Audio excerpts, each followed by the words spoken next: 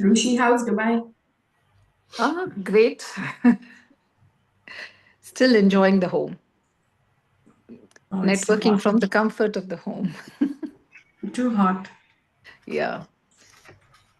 So, but then everything has its this thing, and I think it's even if it is hot, you enjoy that space. What's Probably that? now you cannot excuse yourself, like I cannot go out because it's hot. Like I mean, use that excuse. Sometimes it's good to use some excuses. So you're getting a lot of me time and time with your daughter. Yeah, yeah, that is there. And I think it's been a long time since, it happened with my daughter because back home there was always on the rush and all that. So, yeah. So I'm preparing myself for the marathon that I have to start here. Great, great. And I met Joel, Gotham. you did. Yeah, yeah, yeah. Last Monday it was nice. Right. So, yeah, thank you. Welcome, welcome.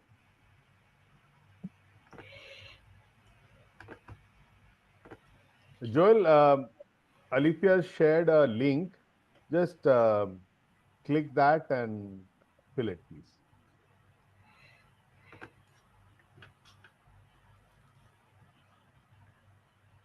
And Joel, welcome to Jen.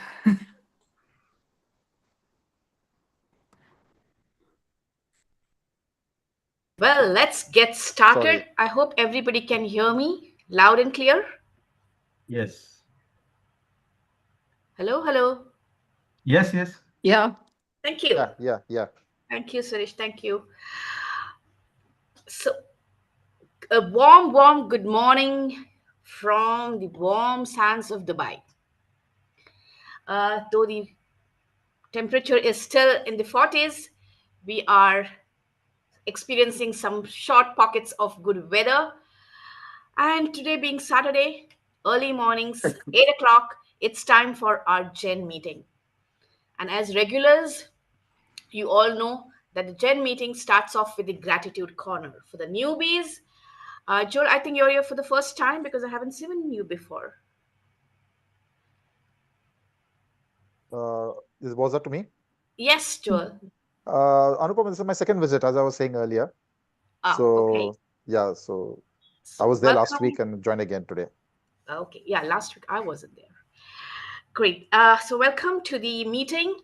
And we start off with the gratitude corner. The gratitude corner is basically wherein we offer our gratitude, our appreciation to people, to situations, to challenges, to objects, anything that you can think of that has impacted you in a positive manner in the last 1 week.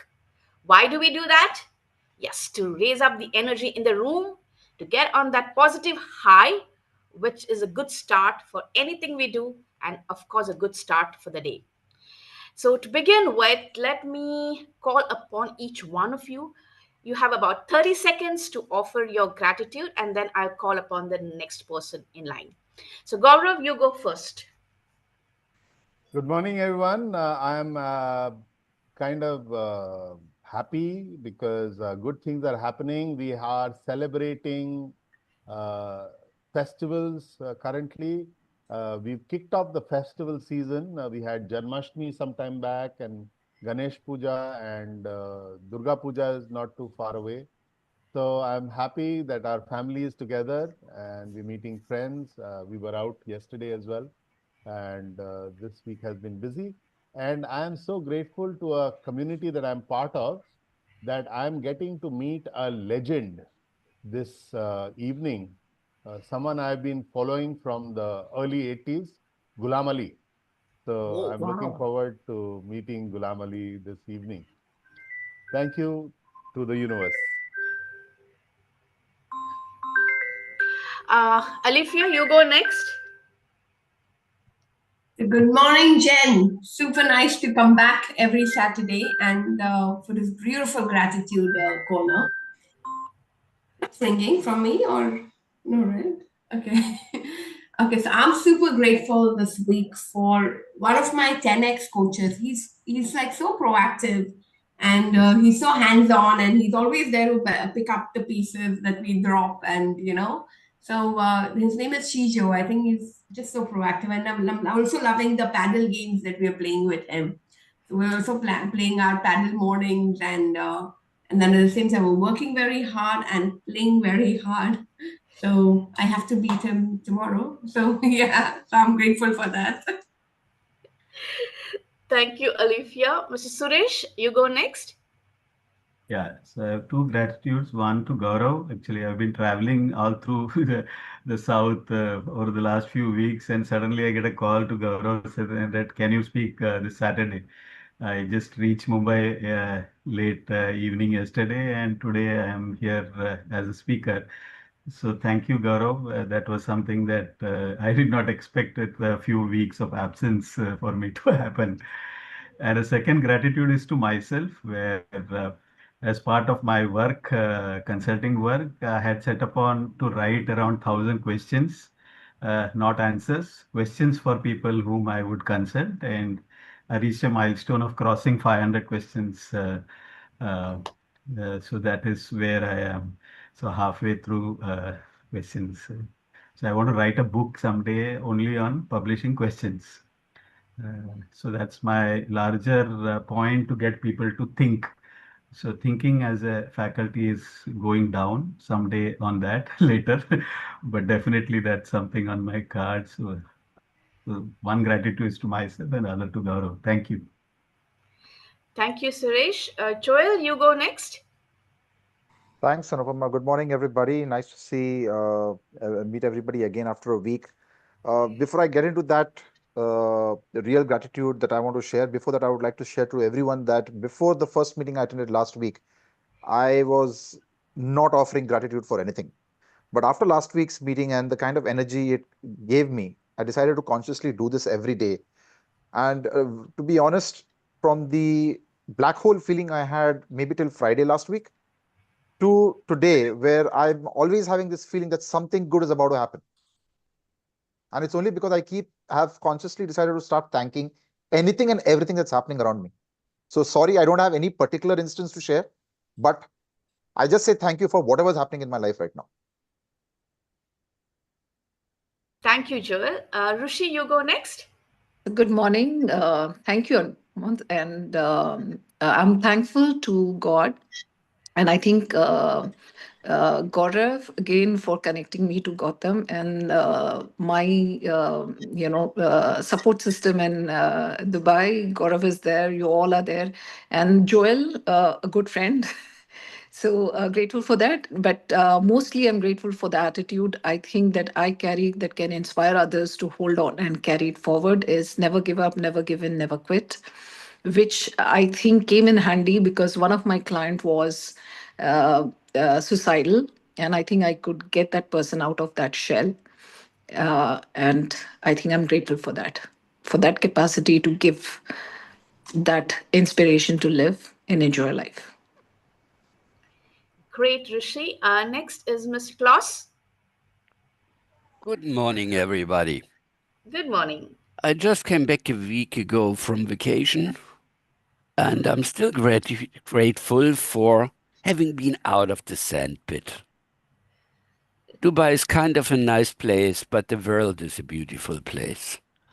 And I'm very grateful for having the opportunity to visit those places every once in a while. So that's my main thing this week. Thank you. Thank you, Klaus. Shreyas, you go next. Hello, good morning, everyone. So, for this week, I would like to offer my gratitude to my Emirates Toastmasters Club because just recently in my previous meeting, I had my level 3 project speech too. So, I've received valuable feedback for that as well, and everyone have appreciated the improvement they have seen in my speech. Thank you. Great. Congratulations for completing that. Next is Thank you. Bharat.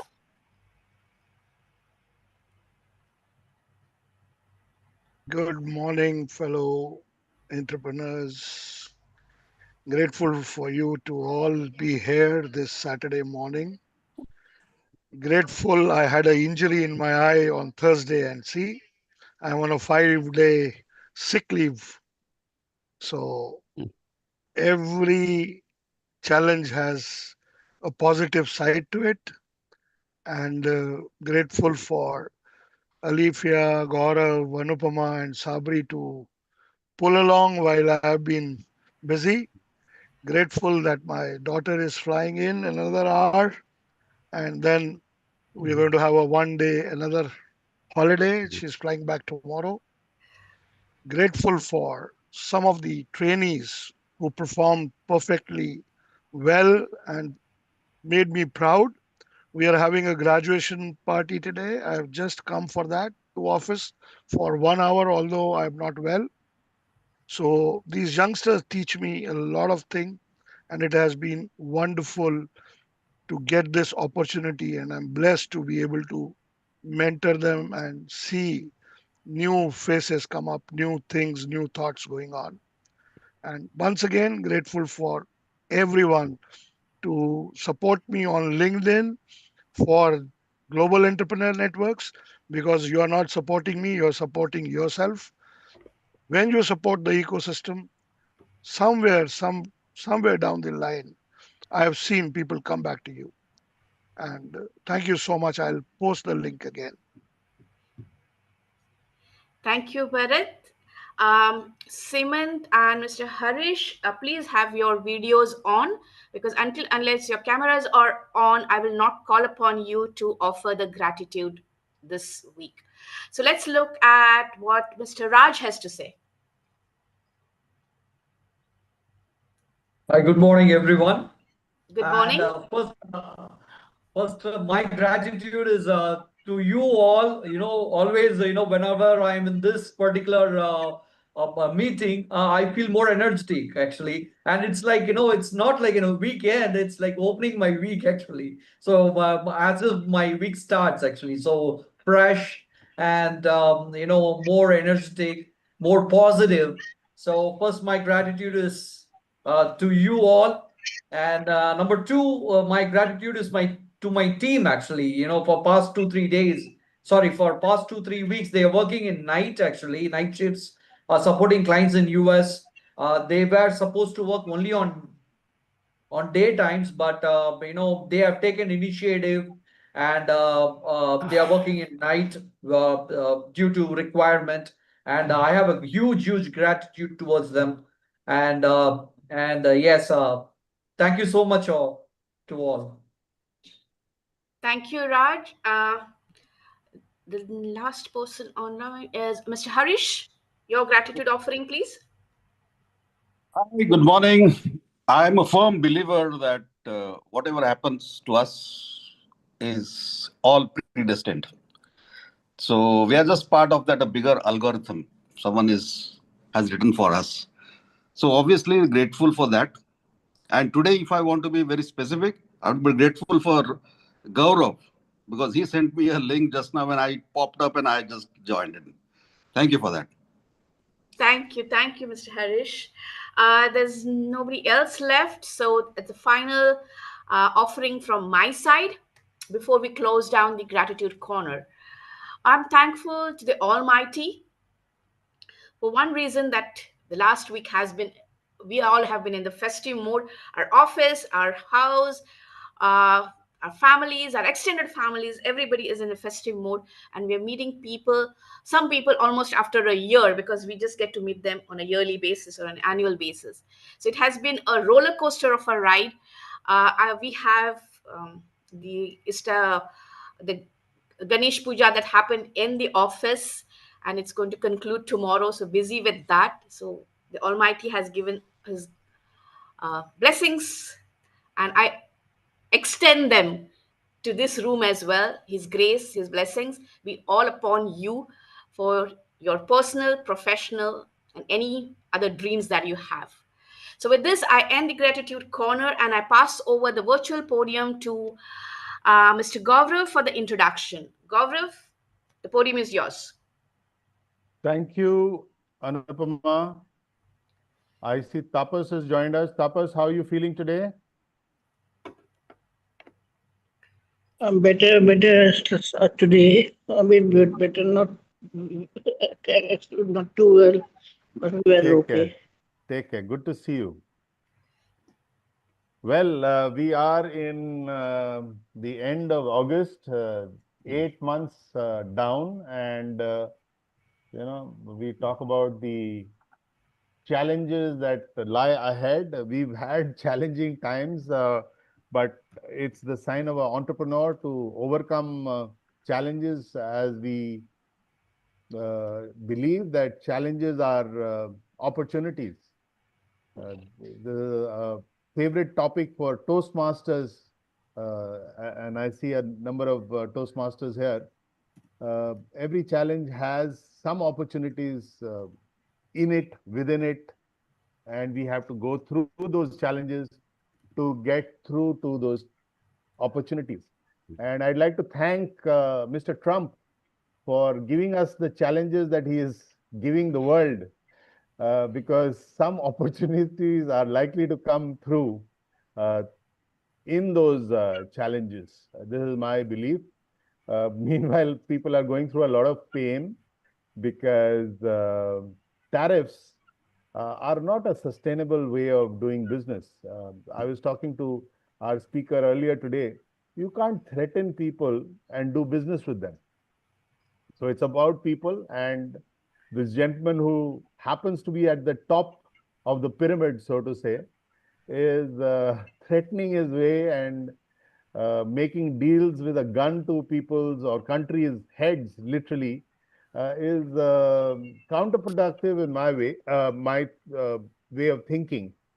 However, this is what it is. So we've got to grin and bear it and move on and create opportunities and see how we can secure uh, pockets and niches and continue to drive on, because yes, certain countries are important, but more than that, we've got to find out where else we can get our markets and get business going. On that note, welcome to Global Entrepreneur Network. We are, I'm going to share my screen. Just one moment.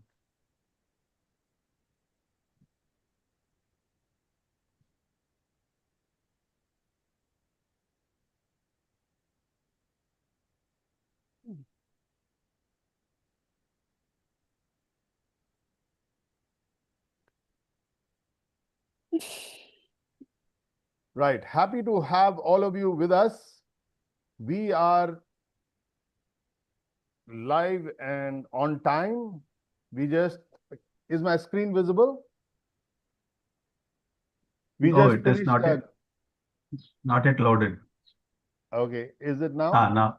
Yes, yes. Great. So we had the gratitude session, for which I'm thankful to Anupama for reminding us that we have lots to be grateful for.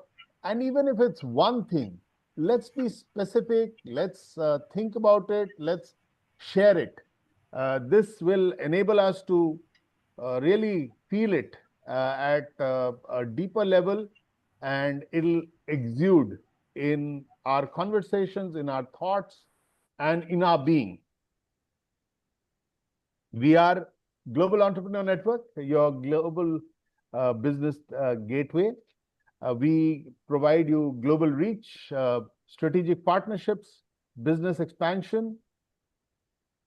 And this is us. The way we started was in 2020. Uh, we felt that there was a need for people to come together, and technology was enabling us. Zoom, I remember before 2020, we had to go to select places where Zoom was allowed, and these were commercial places. I remember going to a cafe to just access Zoom. And post 2020, it was a challenge, but it turned into an opportunity where we started using technology to connect, not only within our immediate circles, but globally.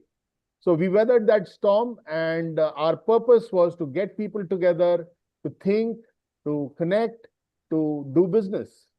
And that's what united us. And we have risen since, uh, going up to 500 people on WhatsApp, over 2,000 people on LinkedIn. And I believe we are a flourishing community.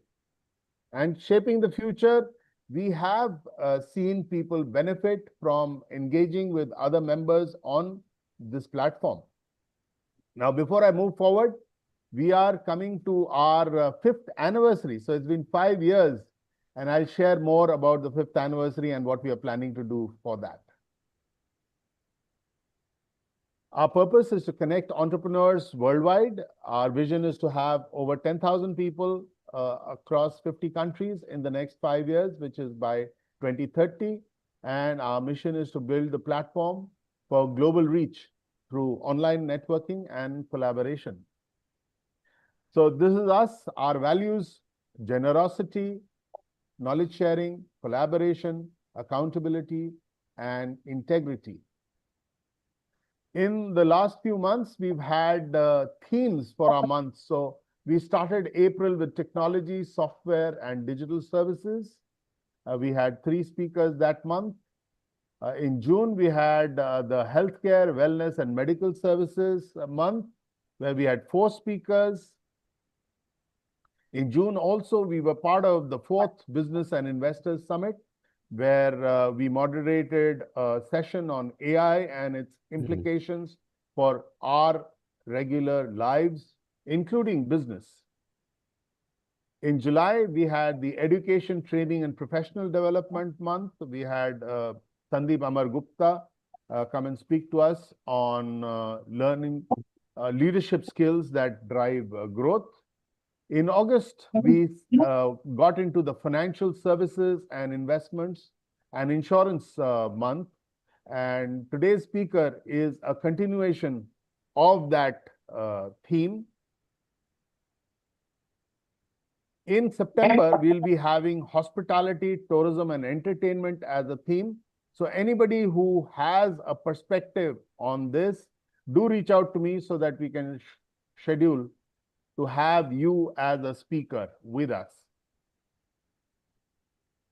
And as I said, on the 20th of September, we are celebrating our 5th anniversary. In Dubai, we are going to have an in-person event. Details are being finalized. I think by Monday, we will share all the details. And if you are in Dubai, please attend. And if you are not in Dubai, come to Dubai to attend this event. It'll be a memorable one. We are also exploring having these meetings in the various cities that we have members in. So Hong Kong, Delhi, Chennai, Bangalore, Mumbai are likely to be places where people will gather and network. This is our team. Alifia is our president and co-founder. I'm the other co-founder, and I head up operations. Sabri is our vice president marketing. Anupama is our vice president for digital transformation. And our very young at heart, Bharat Nagia is vice president global growth.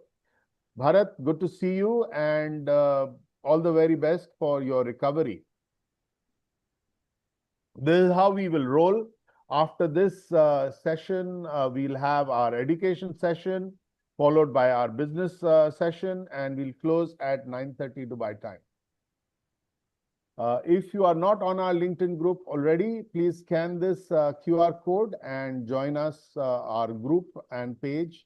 We have over 2,000 people on our LinkedIn group, and it's a great opportunity for us to share our thoughts and ideas on WhatsApp. By the way, people who are joining us for the first time, I will share the WhatsApp group link. You can join our WhatsApp group. We have about 500 people there. Also, you can share your thoughts and ideas about your business and how you see things emerging on Saturday and Sunday in the main group. And we have also a cafe, which is 24/7 open. You can share as you like. On that note, Alithia, would you like to share now, or shall we come back to this? Come back to it. Great. So we have with us 14 people. I will take a moment to introduce our theme and our speaker. Give me a moment, please.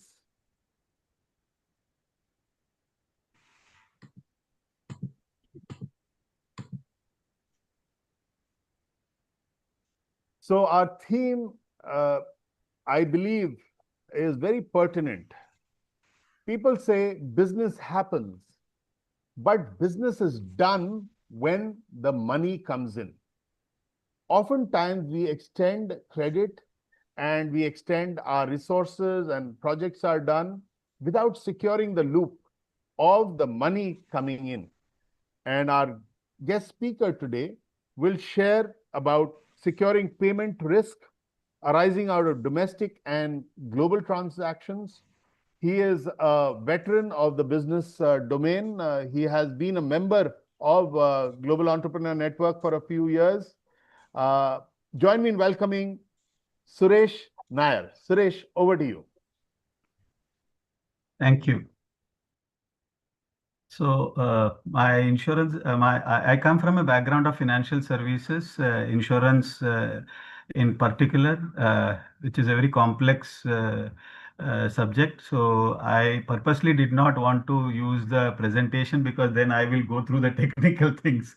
So I consciously tried to write things in a way because payment collection is such a small thing, but very critical thing even for the smallest businesses.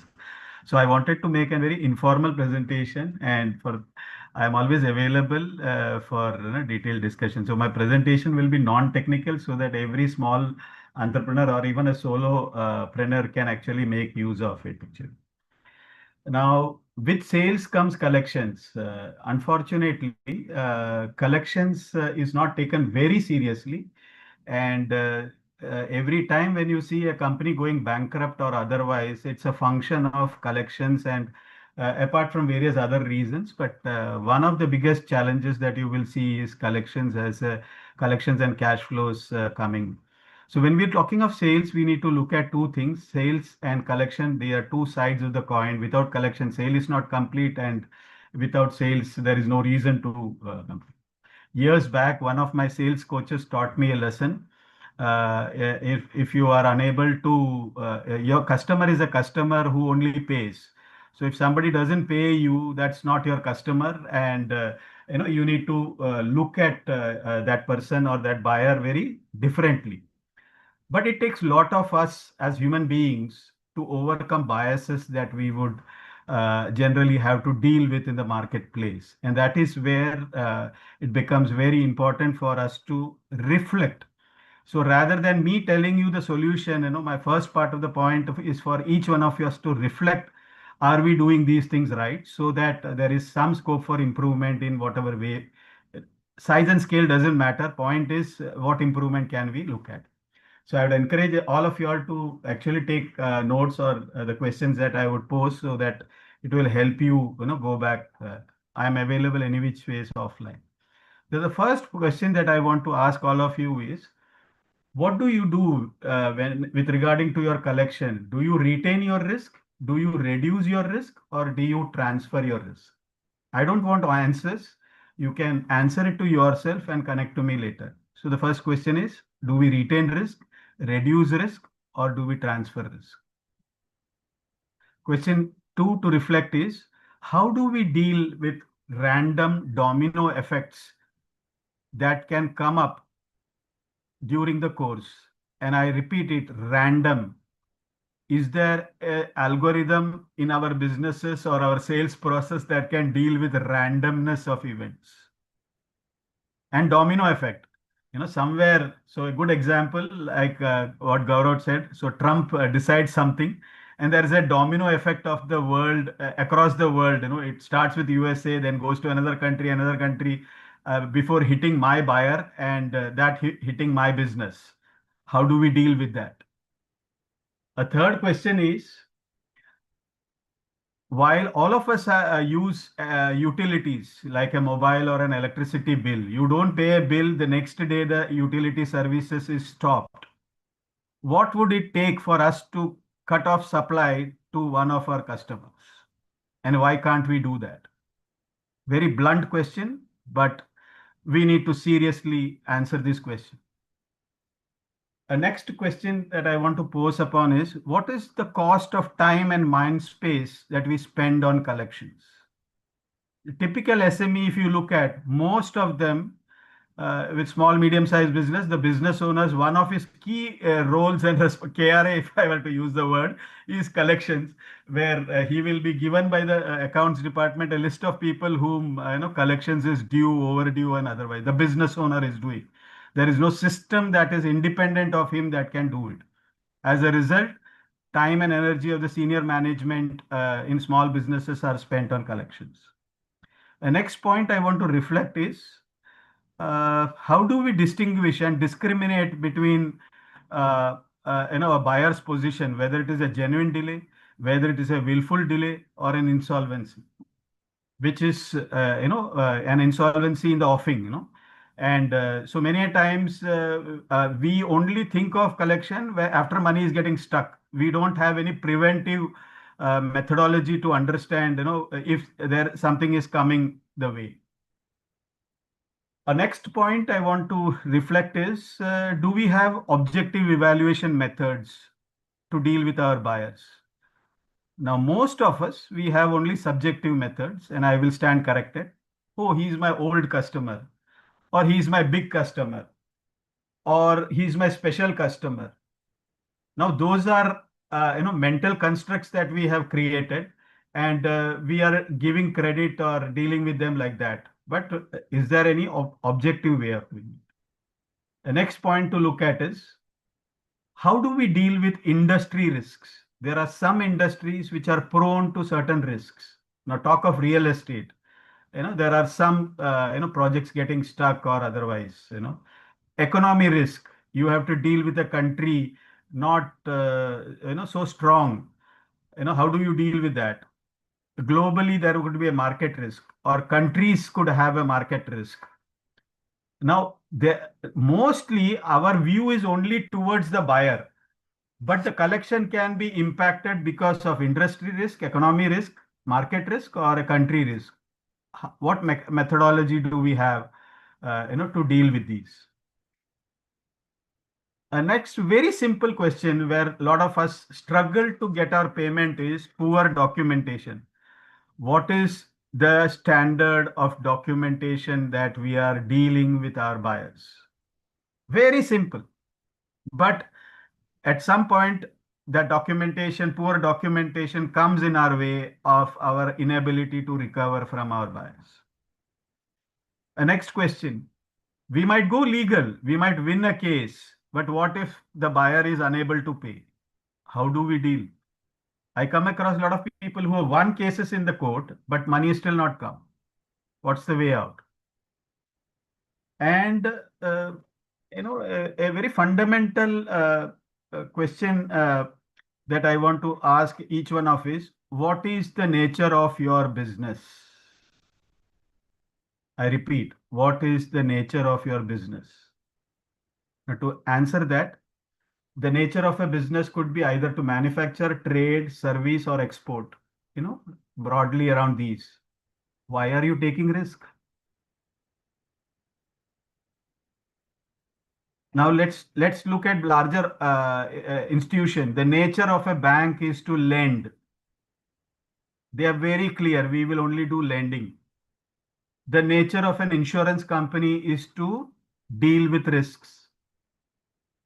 An insurer is unable to do it, so there is a reinsurer who takes care of the risk that the insurer can't deal. Beyond the reinsurer, there is something called as a treaty. When things go much bigger, which a reinsurer can't deal, there is a treaty. So in the insurance domain itself, there are 3 levels of risk mitigation. Now come back to your business and look at, why are you dealing with risk which is not the nature of your business? The day we understand some of these fundamental questions, there will be a dramatic change in the perspective of how we look at collection. Based on these points for reflection, I just want to tell you from my experience, collection is never a money problem. Collection is a behavioral problem. And I'm sure each one of you in the room would have cases to substantiate that. There would have people, you would have met people in your life who would say, I'm not going to give you money, you do whatever you want. People have the audacity to tell something like that. They might have money. Willful defaults does not happen. There are enough good businesses, large businesses. They have money, they have cash flows, but still they do not pay. Unfortunately, our systems are weak, so we can't deal with them. A second issue that we will learn from the questions that we look at is, while it is more of a habit related issues from the seller side, typically, so like I said, typically the sales, finance, and accounts guys, they have a particular preconceived notion about losing the customer X, Y, Z of that nature. So it has to do with a habit problem of the people involved in collections. On the market side, if you were to look at, it is overall market may one of the biggest challenge you find there is a problem relating to data, not having live data on buyers, not having a scalable process, not having a discrete process which can do due diligence on your buyers. And these are all coming from fundamental human problems. How do we deal with the mind versus intellect? Mind, a seat of emotion, and intellect, a seat of logic and reasoning. So poor reasoning, poor logical reasoning leads us to lose money or decisions that we ought to take on our buyers. Or another way to look at is the need for human capability versus the power of a smart system. So if we have a better system to collect, then that gives me power versus my individual capability to recover. Similarly, a fundamental problem is of looking at a part versus the whole. When I say part, I only understand collection about my business, my customers. But if I have an ecosystem which is able to, look at marketplace and the challenges of risk totally, then I have more to fall back as a fallback mechanism. I have a lot more to fall back on somebody who can give me a system that can take care of any eventuality. And that is where insurers or reinsurers and those, because they deal with risk across any product, any services, any types of businesses. Another challenge, if we on the whatever we reflect, we will find is we have not learned or we have no methodology to say no to a customer because we fear our customers. The customer needs us as much, how much we need the customers. We don't have a system that will indirectly say no to the customer or deal with the customer or help me negotiate with the customer. And that's where, a good system helps us. Another problem that we will face is dealing with truth. There are three levels of truth: subjective truth, objective truth, and an absolute truth. When the buyer and seller, talks to each other, both are right in their perspective. When, he has a challenge and he is wanting the money, and buyer and seller both are right in that sense. That's the subjective side. But when you put a process, that's an objective view where you are able to see both sides. An absolute truth is there is risk, and a third party like an insurer is willing to take that no matter what. And the end of the day, he's willing to put money, even if that loss means a loss, because that's the nature of the visit. That's the absolute truth. While a lot of would say cash flow is king and all other thing, what I would just want to put it in a different way. What breath is to us as a human body, cash flow is to business. And that's where collections has to be seen as a very critical perspective of the business, failing which businesses are likely to get shut down. Now, given this background of challenges and how we can look at these, I will give you, about a particular solution that can work around. without getting too much into the technicalities, I will run through so that all of us understand. So sales process, any sales process can be broken into three sides: pre-sales, sales, and post-sales. Alifia is a sales expert, so she can compliment and correct me wherever I am otherwise. Traditionally, most people will only look at collections a few days before the due date.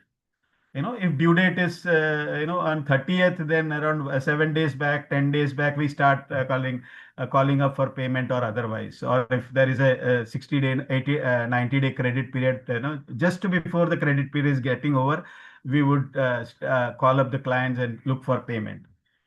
By that time, the seller has lost control over the goods and services, and the control has shifted from the from the seller to the buyer side. And that's where the buyer actually tries to look at, in a very different way, that method of collection which most businesses use is a post-mortem method. Now, if we were to break down our entire sales process as before, during, and after delivery, then there is a lot of things that can be done even before doing, before dispatching goods and services. And that's where the process that we are talking about, in a very specialized line of insurance called trade credit insurance, where a credit insurance, that particular process does due diligence on the buyer prior to dealing with the buyer, no matter they are in the domestic region or globally. Okay. Whether it is a small buyer or it could be an MNC. There is a due diligence done. Why is due diligence done? He might be good to you as a person, but what the business has to know whether he's good enough or credit worthy for him to be extended credit, and which is to be done. The valuation has to be done in a very objective manner, and which is where our process, when we run through the process before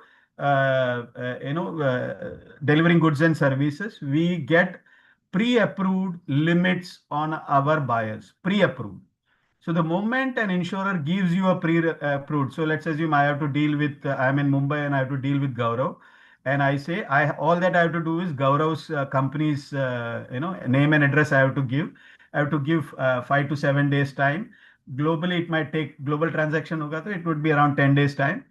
And over mail, I will get an approval saying you can deal with Gaurav for $1 million. I am clear. I don't have to do any due diligence further. Should a risk arise, the insurer who is underwriting that risk will deal with Gaurav at an appropriate time, should an event occur. Otherwise, I can go home and move to the next Gaurav or the next Gaurav and keep expanding my business. The risk is off my table. Now, it could be so happening that there could be insignificant small buyers. Then there is a methodology where even the small buyers, maybe I am dealing with a sole proprietor who might not be, whose record might not be there in the market, as financial data might not be available. There is a methodology that an insurer would take and also enable a small business to be taken care of.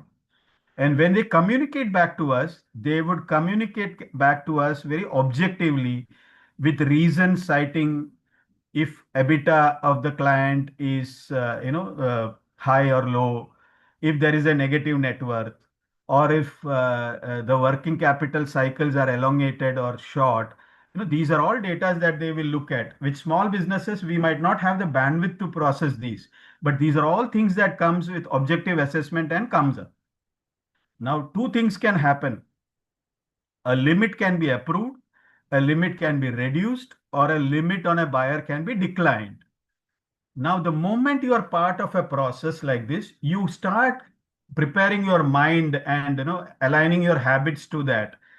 And these are all done discreetly without the buyer even coming to know that such a thing is being done on in the buyer. And these limits can always be revisited in the future and increased for more deals to be done, or if it is been declined, we can actually look at a future date. So what happens? There is an objective assessment. It is not like I felt good about him, so I gave him credit. I don't like about him, so I don't give him credit. That is not the thing. We will do an objective assessment on data available on market inputs, based on which we continuously keep evaluating our buyers and moving around.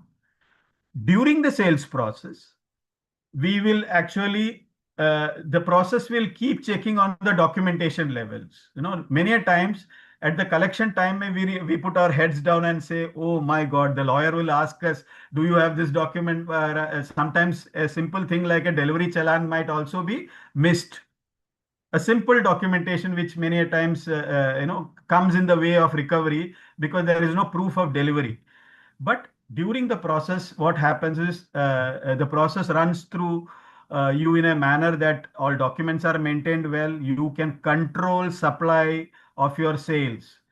So there is a inbuilt mechanisms where you do not expose too much, and you will keep reducing and controlling sales. Previous payment received, then only you will supply. Currently, there is all assumptions that my payment will come. Assumptions. I repeat that word. We are converting our assumptions into very firm data backed on scientific reasoning. Then you will find the system that will be driven by analytics, reasons, balanced judgment. These are all things. There are various elements that goes through during the sales process. After the sales cycle, there is a hand holding needed for collection. Let's assume there is a legal requirement. Then there is a hand holding available to take you through that legal process, even reimburse the cost of legal cost that may arise, uh, and also sufficient time being given to the buyer, so that it is not that I'm not irrational towards my buyer and say, no, no, I want your money is overdue. You have to pay me tomorrow, day after. I will give as a process. There is a established timeline where we are being objective to the buyer, because things can go wrong in a market for various reasons. So we have to, the system actually takes care of that cushion for the buyer. 90% of the invoice value will be reimbursed to you. I repeat, 90% of the invoice value. That could include taxes also. Also, very interestingly, now many a times, if we take up a legal matter, we have to deal with the legal matters. Here what happens is, the moment you put a claim, the insurer takes over, the insurer pays you the money, and you are free. The legal challenges, the recovery, the legal processes, and absorption of risk is then taken over by the insurer. That's where small businesses or even medium-sized businesses, or for that matter, even it could be a big amount for a large MNC, it's taken care by a counterpart on the other side, and the business is free to move to the next deal, to the next territory, and otherwise. To sum up the benefits, in a few points, you have real-time buyer assessment available beyond your existing bandwidth. You are protecting your balance sheet against your bad debts. You are increasing sales by giving a secured credit. I repeat this sentence. You are increasing your sales by giving secured credit. The next is you get compensation for all your legal cost if at all it arises. A very important, it's a plug-in global system. It's a plug-in system where you don't have to do too many things. You can keep reforming from wherever you are and keep looking around. So you have a plug-in receivable management system which addresses risk analysis, risk monitoring, recovery, and compensation, which is a great boon for businesses and professionals. Very importantly, the moment you are running a scientific data-based system like this, it gives a lot of comfort for the lenders, financial institutions, and investors, because they know that you are doing a system which is globally recognized and very objective in nature. And it's a process, not an individual decision, of a particular people. It can be available for SMEs to MNCs. It is adaptable to any industries. In short, what are we doing is we are moving from chaos to clarity to choice, to exercising choice. I repeat, we are moving from chaos, having clarity, to making choices on the buyer. So, with this few points, I will take questions. I think I saw some Alifa Thank you, already putting up Suresh. some questions. Yeah, so I'll take questions. Yeah, so whatever time we have. Great. Thank you. Very enlightening session. Yeah. Appreciate your taking time and share your experience and wisdom with us. We are now open for questions. If you want to ask a question, please raise your digital hand so that I can call upon you to ask any questions of Suresh. Alithia, you go first. Okay, hi. So thanks, Suresh, for that beautiful sharing. And I think it was so much of common sense and logic, right? Like we do so much work with companies and we put all the effort, we do all the energy, and then we keep begging and we extra energy for just collecting money.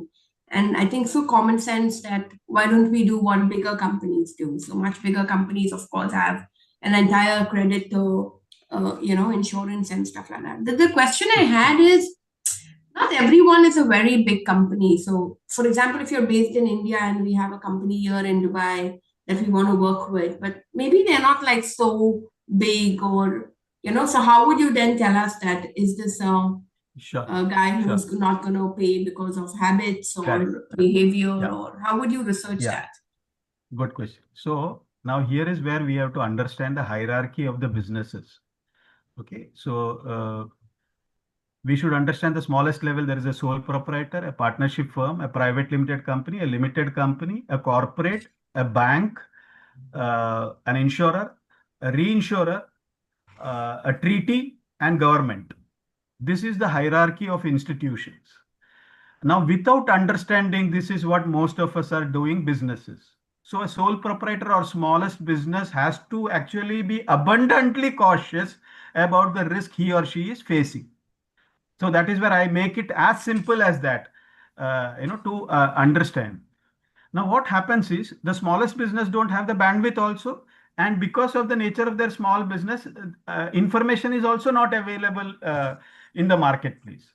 But with the advent of technology, lot of things are dramatically shifting. Now, go back to any business will have, if not anything, fire insurance. Smallest business will have a car insurance, property insurance. So now in India, GST, coming of GST actually enabled tagging of GST number to a business. So identification of a business became easier over the last few years. While in global business terms, there have been better identifications for businesses earlier. So what happens is it takes time for an insurer to identify a small business, maybe recognized, maybe not recognized. But because the nature of their business is to take risk, they are open to take even blind risk, which is not your and my cup of tea. And that is where I gave what I asked in my presentation, what is the nature of your risk? So your nature of risk is to either manufacture, trade, export, or provide a service. Stick to that, transfer the risk, and get out of that. How they do it is a technical thing, which I can tell it will take a lot of time, but I'm just telling that's their business. Let the insurer do it. So this is a way of mitigating risk. Yeah, so I will tell you the biggest company I have insured or part of it. It is a large pharma company based in India, which has got 105 balance sheets across the world. They do businesses in 100 countries. So I was part of the team that was underwriting that risk. So you can understand the complexity coming out of a company like that. On the other hand, even at 10 crore Indian rupee terms, 10 crore business can also be secured. So it can go to both ways. Very small businesses, it is difficult, but understanding this will at least help us understand the solutions that are available, which is not known to lot many people, and especially SME should understand so that they are able to make use of it, at the earliest available opportunity. Very well. Next question, Joel. Thanks, Suresh. Very informative and very, I would say, eye-opening for me because I've just become an entrepreneur very recently. I realize it's a lot of homework and a lot of work for me to do. Let me come to the question. So, is there a thumb rule that I hope I'm framing the question correctly? So, is there kind of a thumb rule that I can apply or get an understanding of insurance companies apply when it comes to identifying the cost of insuring my collections? Okay, so let me, please don't take it otherwise. Yeah. It's my natural way to tell the truth because I've Okay. seen businesses go down very low. Stop using the words thumb rule. Thumb rule is Okay. an assumption. Okay. Okay. Okay, so that is number one. The Sure. moment, why do we lose? Because we are always working on assumptions. For that to understand, I will give you a distinction between three words. Anybody in the room, I'll give you 30 seconds. What is the distinction between a thought, a mind, and an intellect? Anybody? Thought, mind, and Intellect. intellect. Intellect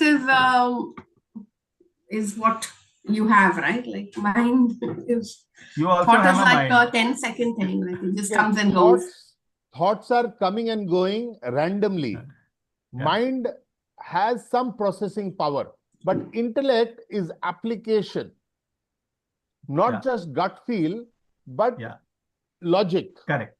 So Gaurav is correct. Let me now rephrase it. So why I'm telling this is, so the moment we understand these, whatever we do in our business will dramatically shift. Collections, okay, I'm using this example. So thought is a mental construct. Thought is a mental construct. What is my mental construct? Oh, my customer is good is a mental construct. That buyer always delays payment. It's a mental construct. So thought is always a mental construct. A mind is an infirm thought. INFIRM, infirm thought. That's where it keeps jumping up and down. So that is where mind is a seat of emotion. Most of us work from emotion. So that's where assumptions are coming from state of emotion. So mind is an infirm thought, and an intellect is a firm thought. Because intellect is a derivative of lot of things. My definition in my future book, you will read it. In my notes I've written. Intellect is a derivative of your body, mind, intellect, ego, awareness at work. It's a very complex thing, but just for your reflection, I am telling you. That's why we don't understand the word wisdom. Wisdom is very deep. We think making more money over somebody is I am being wise. No, you are only good at that particular thing in making money. But if I put you in a life situation, say a plane crash or a COVID situation, maybe you will be shit scared. You might have a lot of money, but you will be shit scared. And that is where intellect comes in. So intellect will help you navigate. It's a very complex thing, but to make things from our perspective understand is thought is a mental construct, mind is a infirm thought, and an intellect is a firm thought. Because we don't have firm thoughts, we are not strong with our buyers and those who are those who have money and sitting with money, they have firm thoughts of not paying you. And that is where they get away with it. Does that address your question, Joel? That's partially answered my initial question, So you can, Mr. Suresh. so maybe you can again, I will add back, whatever Okay, was. so the only part I wanted to know is that if I wanted to apply the cost to ensure my collections, Okay, so cost. what does that look like? Okay, so now cost per se, now as in general, it will be like 0.10 paise, 0.15 paise of a turnover. It's as simple as that. Okay. But don't take it as a thumb rule again, going back. The reason I'm saying is there are a lot of variables. See, somebody is taking a risk only based on the data that you give. So you have to respect, somebody willing to take. A bank will never take a risk without a collateral. An insurer takes a risk without collateral, only on the data. So you have to understand the distinction between a banker and an insurer. And for that, unfortunately, we live in a country called India. I'm telling from my perspective, where people think they ask for a price first before looking at the risk. So I keep telling them, risk is always on your books. Price is always to be paid by the customer. Correct. The day we get this distinction right, price is always paid by the customer, risk is on my book, so I better prevent my risk. And these requires firm, intellect for us to make decisions, and that is where, So that's for some Thank you, other Mr. day. Suresh. Yeah. Amazing. Great. Good question, Joel, and thank you, Suresh, for your response. Now we have a consensus to arrive at. We have half an hour for the meeting. We can continue question and answers, or we can shift it to Alifia to take us through the rest of the meeting with the business session. What do you suggest, and where should we go? Alifia, are you with us? Alifia has left the room, so let's continue with this question and answers. Klaus, go ahead. Good morning. Good morning, Klaus. Suresh. I think you certainly know your domain. It was enjoyable listening to you. Thank you. And clearly you speak from a credit insurance perspective. I do not know India that well, but living in the UAE, you may have come across that doing business for certain sectors involves an enormous payment risk. Yes. And sadly, in this country, it's the government. Right. And there's also the oil and gas industry. So suppliers into oil and gas, usually, and that's basically where my question comes into, a pricing process, I believe, is highly important. As some of the major suppliers into oil and gas, they more or less are aware that they need to have a stage payment plan. So the payment terms with the customers have to be upfront and milestone payments. And then there's usually around 10% of the total amount that will never be paid, or so late that it can be considered a full write-off. Right. Sadly, the government is the main culprit here, as if they don't pay the projects, then the key suppliers into the project don't get paid, which says, and that goes back to something Alethea already said, the smaller you are as a business, the lower down the value chain you are. Correct. Yes. So I think the question is about if you have suggestions for a financially more evolved pricing process that actually includes the pricing in regard to the coverable and kind of irrecoverable risks. I fully appreciate that you say that the credit insurance per se, there is no standard pricing for that, as it is a function ultimately of the underlying risk, and that's an assessment of the insurance company. So that's not the question, but the process part I would be curious to listen to. Yeah. So See, what happens is so first of all, we have to understand there are a lot of variables. Some of the variables are available through data, and there are a lot many variables that are not available at the point of underwriting. It could be at a future dynamics.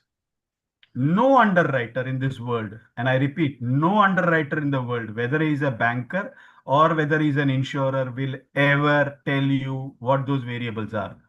We can always infer them through our experience being there, because the moment people would come to know that, they will keep manipulating data, etc., etc., otherwise. So what we need to understand here is we have to look upon the insurer as our big brother, a guy who can take much more risk than my business can take, and collaborate with the insurer. The more structured data we are able to give to the insurer, more transparently, the more he or she will be willing to take risks. And that is where, with the complexity around, the pricing mechanisms will dramatically shift, as it could be based on volume also or past experience also. And it is purely on assessment. So there is no two case where I can tell if a particular formula where this is that. I did give you a decimal point indication that is around India, where we can underwrite for general businesses. They are in the manufacturing. And coming to the oil sector, it's a very highly risk business. So given that type of risk, definitely project risks are done. It can be done on milestone basis. And the challenge, as you said, of retention related matters, because the last 10% that happens in India also, the projects where the last part is not recoverable. But that is where the insurer will look at what is the intention of the business, whether to pay or not. And based on which the insurer will give us a claim even for that money. Now, one part of your question was addressing whether government being the buyer. No? So generally, insurance don't underwrite where directly government is the buyer. They will, because you can't take government to a jail, or you can't get them imprisoned or take legal against any government in any country. So what insurer will deal with one level below the government, it could be a state enterprise, and every government has got their own state enterprise. They will underwrite all. In India, we call it as a public sector undertaking. Depending upon the country, whatever is the terminology, any state enterprise the risk can be undertaken. And most businesses today, governments are creating corporations where they might have a stake or so, and such enterprises with risk is underwritten. Rish, I'll have to request a hard stop because we have way overcrossed our budgeted time. Yeah, sure. Alithia, we were going to switch, but you kind of left. So we decided by consensus that we'll continue this discussion because it's important. By the way, we also have a legal eagle, Ahmed Jama, with us. So I'd like to hear Ahmed's perspective. Alithia, so we will go with our, everybody fills their Q&A, and we will continue this. Okay, let's do. Now let's hear from People's choice.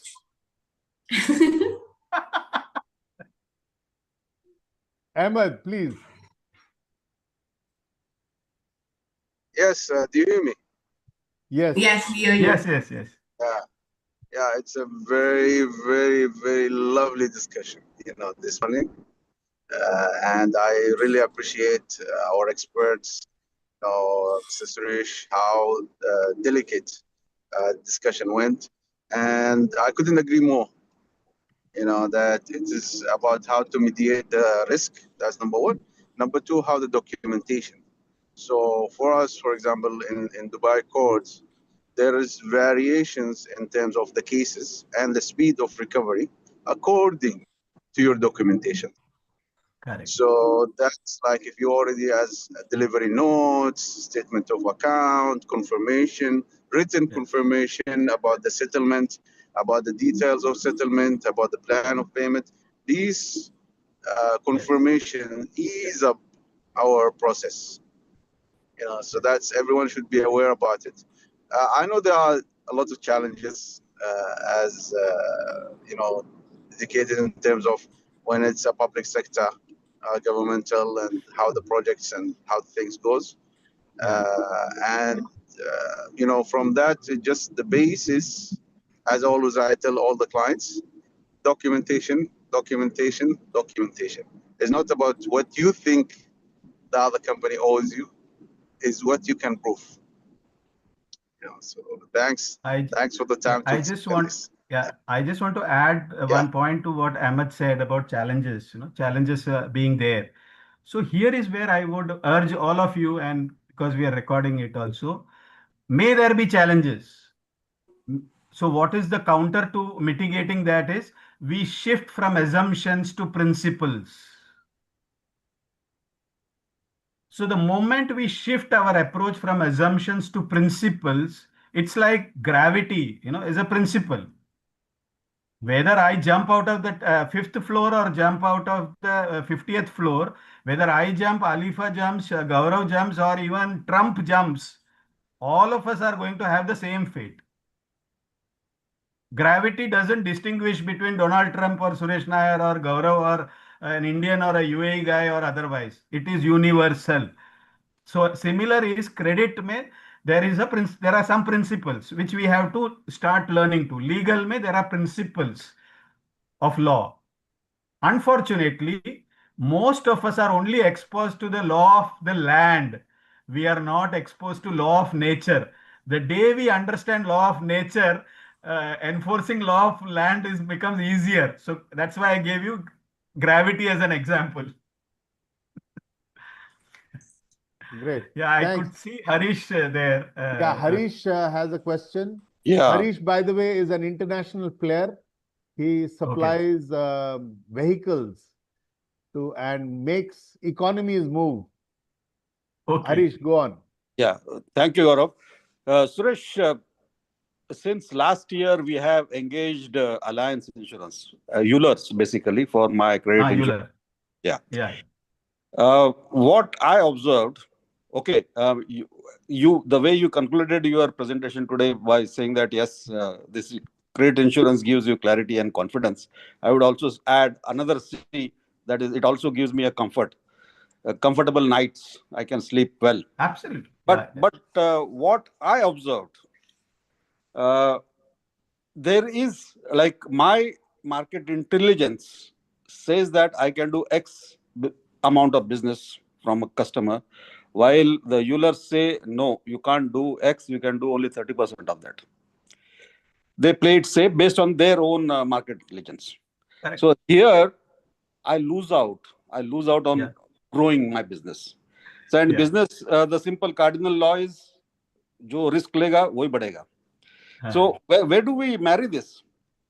Fantastic question. So here I will again want to address it from a human dimension, which is where I generally, from my experience, I keep telling, personal mastery is important before you do business mastery.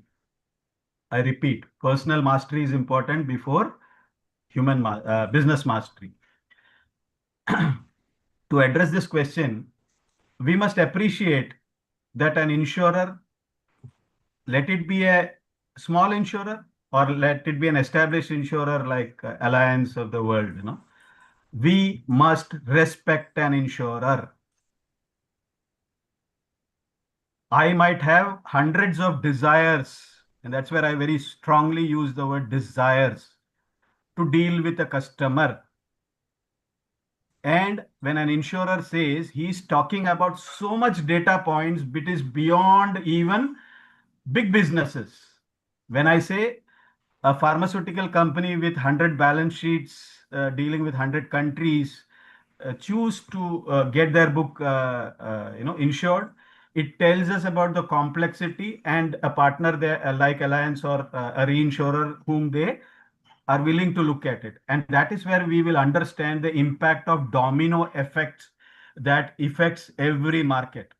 We have no idea about the types of risks that can come, either a business risk, it could be a risk from the buyer, it could be an economy, it could be a country or a global marketplace. There are smaller cracks. Matlab, analogy I can give you is like on a wall, we might look at a small crack and we might not take it very seriously. That small crack becomes bigger, much bigger, and so much that one day the wall breaks down. Now, as ordinary people, we only desire that I will lose business, but somebody is willing to underwrite a few $1 million purely based on my data. So we must appreciate that and complement it. And that is, you do the 30% that they have allotted. Based on that guarantee, they will give you to 50% and otherwise. Because that assessment is particularly based on data that is as on a given date and moment. And when we don't have the bandwidth to do that type of assessment as of today, I just deal with what is available to me. The moment I have done 30, I go back and say, I have done 30, I have got my money, make it 50%, they will increase it to 50 because who will not want to give a bigger limit? But they are being objective because otherwise an insurance company will erode their balance sheet. And then if there is no insurer in modern world, who is going to take risk? Because all of us in the room, all of us will have fear, and our fears are 1x, 2x, 10x, depending upon our past experiences. But an insurer ensures that he or she is not influenced by risk, and they take a lot of calculated risk. Harish? Okay, good. Thank you. Great. Yeah, Thanks. Now we have about 13 minutes left, and it'll be good to have brief introductions from all of us. But before I start that, Suresh, thank you so much for this very invigorating dialogue and thought process my pleasure. that you directed us to be more logical and do due diligence, and of course, hope for the best. Thank you. Alifia, I will take Alifia. your questions one-on-one. I saw you on the chat. We will address Yeah, it the one-on-one. summary of the questions you told us to think on. So I was just summarizing. Yeah. Take. Very good. Yeah. Alifia, over to you. Okay, good. Okay, super. So what we'll do is let's have a quick round of introduction. So as everyone knows, and whoever's come before, we have our Google Drive link, which we have put in the chat where you fill in your introduction. So I encourage everyone to please do that. Emma, please don't do that since you're driving. So for everyone else, please make sure you're filling in your introduction in the chat. Also, I will send a WhatsApp group link where contact points of all our people will join that meeting, will join the WhatsApp, and then you can connect with everybody else there. So let's quickly have a 10-second round of introduction for each of us. So let's start with Emma. Are you ready to speak?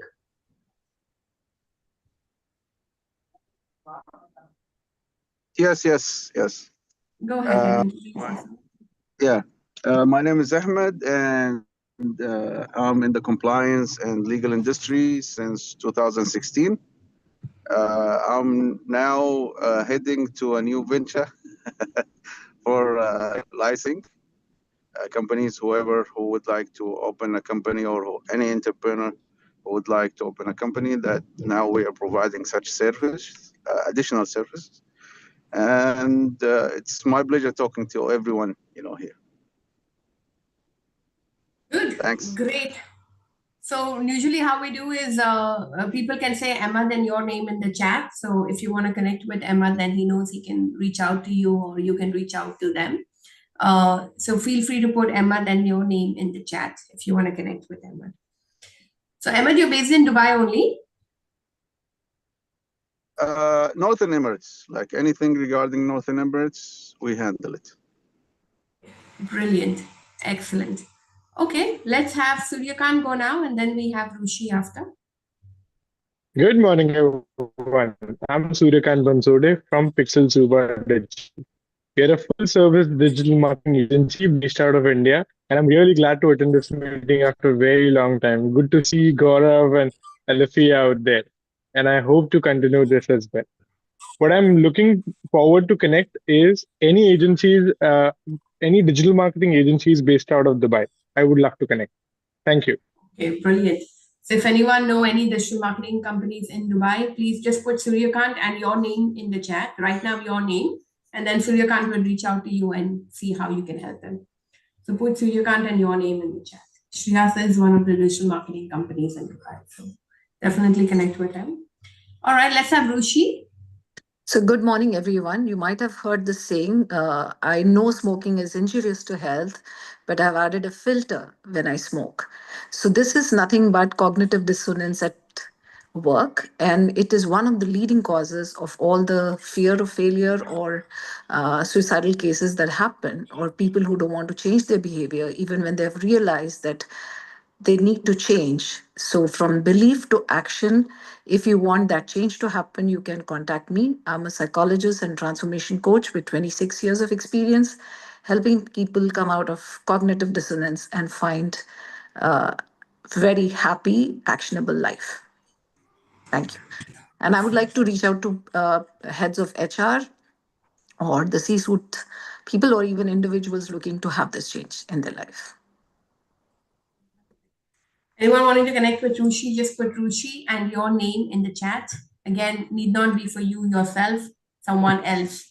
Or if anyone know any HR directors, put Rushi and your name in the chat. Okay, let's have Klaus. Another Then we good have morning Vilas to after. everybody. The name is Klaus Misera. The company name is Gromi International. And there is the saying that usually comes from the coaching domain that is actually very accurate, I believe, for businesses these days. And that saying is, what got you to where you are today, what determined your success of today, will not be sufficient to make you successful tomorrow. Any business owner who's also managing the business is a party that I like to be introduced to, as they are the ones that have to review how they proceed in today's world. And it's not about a particular technology deployment. It's about taking a business approach to when and how to use technology, just as one thought. Thank you. Fantastic. So lots of learning from Klaus, guys. So please put Klaus and your name in the chat. Vilas, go now, and then we have Ashish after.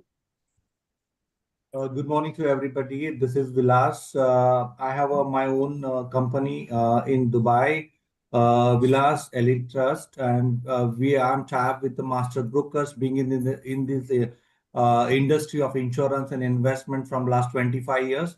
10 years I worked in Mumbai, the financial capital of India, and from last 16 years in Dubai, UAE, serving local as well as international clients for all insurance needs. Today's Suresh presentation is pertaining to the insurer, reinsurer.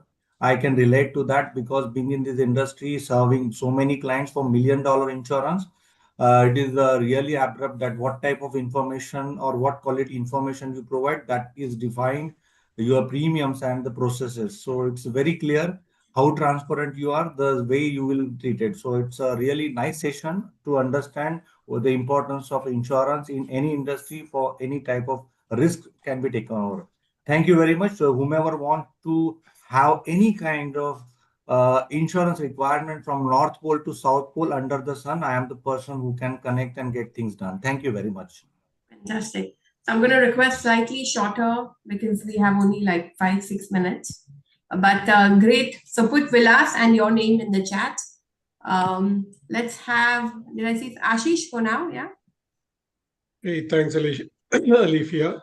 Hi, all. My name is Ashish Nadkar. I work out of Bangalore, India.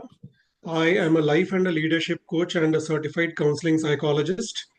I have worked in the IT industry for more than 25 years, and I have seen that leadership is pretty lonely. It's lonely at the top. So, if you are going through any kind of transition, facing issues on the work as well as personal front and tone apart, then please reach out to me. I can help you getting your life in balance as well as helping you with your designing your life in the manner you would like to. Thanks. So guys, put Ashish and your name in the chat. So if you're feeling lonely at the top, find a company with Ashish. So, but very crude and very important. Yes. Okay, let's have Shreyas go now, and then we have Mudit after.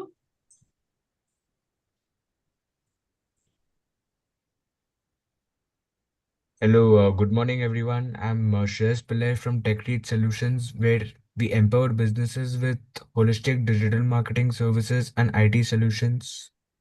So our offerings span across digital marketing strategy, search engine optimization, social media marketing, and performance marketing, along with website development, custom software and mobile application development, IT consulting, e-commerce solutions, cybersecurity, cloud storage and migration solutions as well. So I'm based here in Dubai. So please feel free to connect with me if you're looking forward to upscaling your business in the digital dream, because digital marketing and IT solutions are the way forward for propelling your business. Thank you so Fantastic. much. So, guys, put Shreyas, one of the most important requirements, digital marketing IT solution. So, put Shreyas and your name in the chat. Mudit, are you here? I'll go before Mudit. Hi, good evening, good morning, everyone. This side Muditun Bukharia, your extended arm in Delhi, an advertising and commercial photographer and cinematographer, no specialist in interior and fashion photography, serving hospitality sector out there. Looking out for connects in the hospitality sector, looking for hotels and resorts across Pan India and in Middle East, Dubai. Thank you. Fantastic. So, our extended arm, the new development in Delhi. So, we have extended arm in Hong Kong, we have extended arm in Dubai, and today we have born a new extended arm in Delhi. So well done with it. So photography and videography is extremely, extremely important. So connect with him. He makes anything you do look nice. So that's very important. So put Mudit and your name in the chat. Gaurav, go now.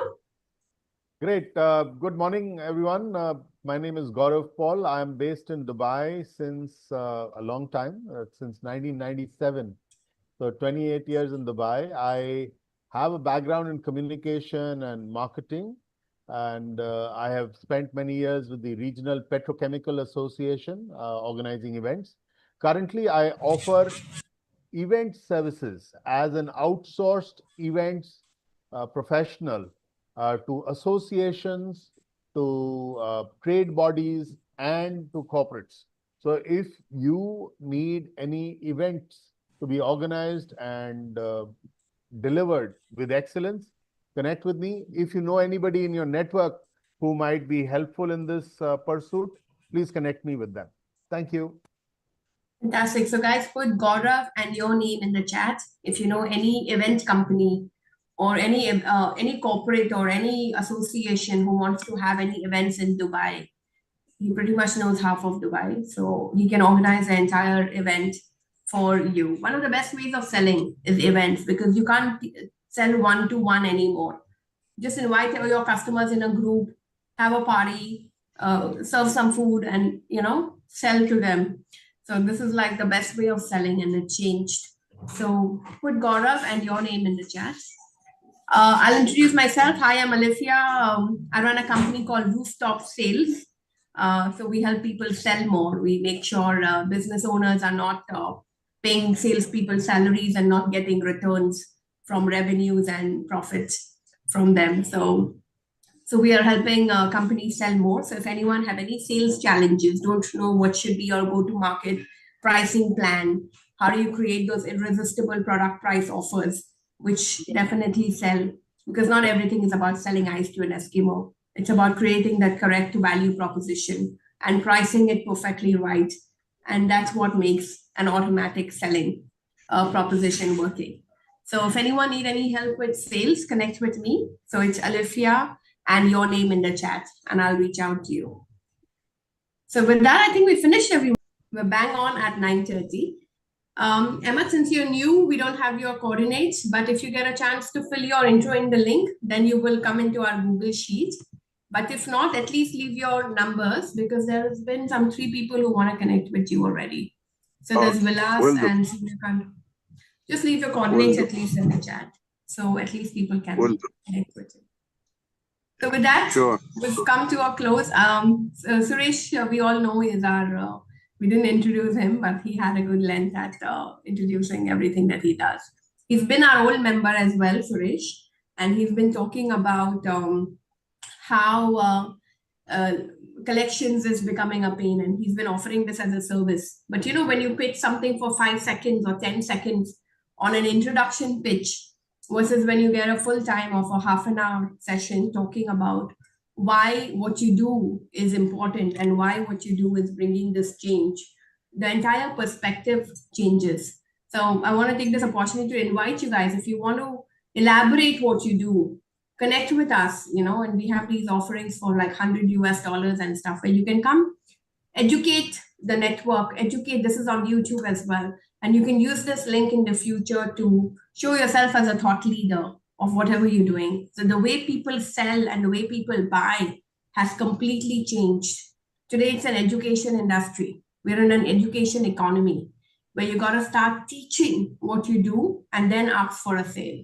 So it's about sharing free knowledge because many people don't know what they don't know. So it starts with awareness.